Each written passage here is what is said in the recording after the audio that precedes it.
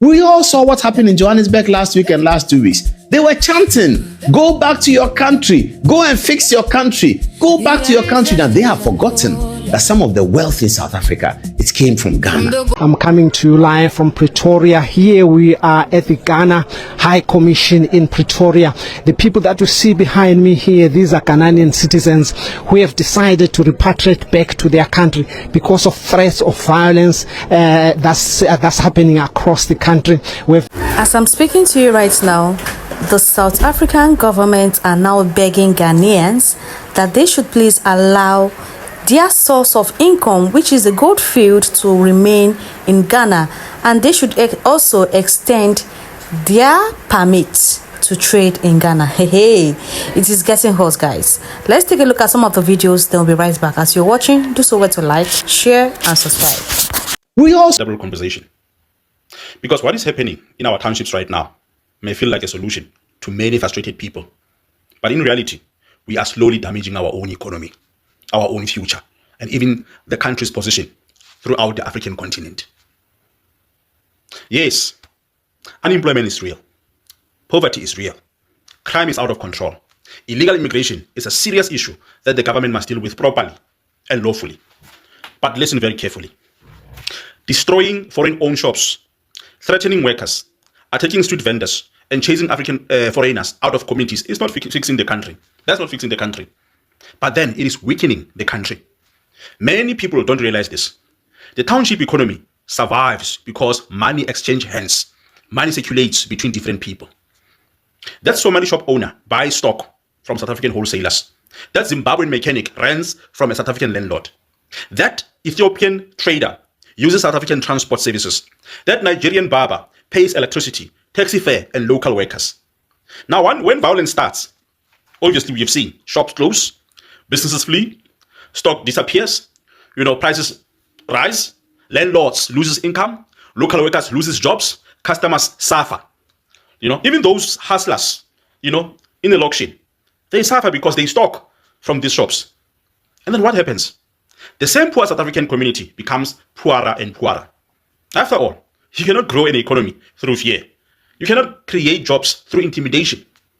You cannot build a nation through hatred. But let us even go deeper.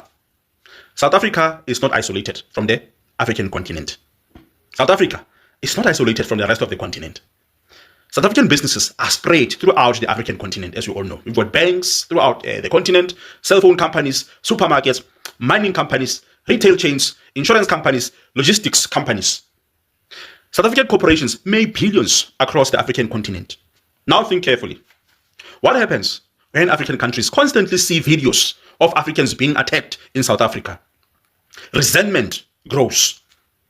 African continent governments will begin losing trust in South Africa if they haven't lost it. Tourists will avoid South Africa. Trade relations will weaken. Business partnerships will become politically sensitive. Some African consumers may even begin boycotting South African companies if they haven't started already. I've seen it in Nigeria and many other countries in Africa. They've already started boycotting South African companies. And remember, many South African companies operating across African continent employ South Africans either directly or indirectly. If continental relations deteriorate, you know what will happen? Investment opportunities will shrink, exports will suffer, regional cooperation will become weak, and South African jobs will become vulnerable too. Africa is becoming increasingly interconnected economically through continental trade agreements and regional markets. South Africa should be leading the African continent economically. I mean, honestly, we should be leading the rest of the continent economically speaking. So South Africa should be attracting investment from across the continent. South Africa should be building influence through innovation, manufacturing, and trade. But every xenophobic attack damages that image. And international investors are also watching everything. When investors see burning shops, mobs demanding papers, intimidation, and instability, you know what they think? You know what they think? They don't just think foreigners are being attacked. They think this country is unstable for business. That's what they think. They think South Africa is unstable for investment and for business. And when investors pull away, factories will not be built. Businesses will stop expanding. Jobs will disappear. The economy slows even further. then frustration will grow again, over and over again. And then the cycle repeats itself. Let us be honest. Many South Africans are angry for real reasons. People feel abandoned by the government. People feel excluded from economic opportunities. Communities are struggling with crime, unemployment, and collapsing services. Border control failures have created frustration. These concerns are real. But the real enemies destroying the country are corruption, state capture, poor leadership, collapsing municipalities, weak education systems, criminal syndicates, economic inequalities, and youth unemployment. The poor foreigner in a township did not create Eskom collapse. The poor foreigner did not steal billions through corruption. The poor foreigner did not destroy municipalities. The poor foreigner did not collapse state-owned enterprises. We fought apartheid because we believed in dignity, humanity, and justice. Now imagine becoming a society where ordinary civilians stop people in the street demanding identity documents like vigilantes. That is not nation building. That is social decay. This does not mean borders should be open. I don't mean that. Every sovereign country has the right to secure its borders, deport undocumented immigrants lawfully, fight crime, and prioritize citizens in economic policy.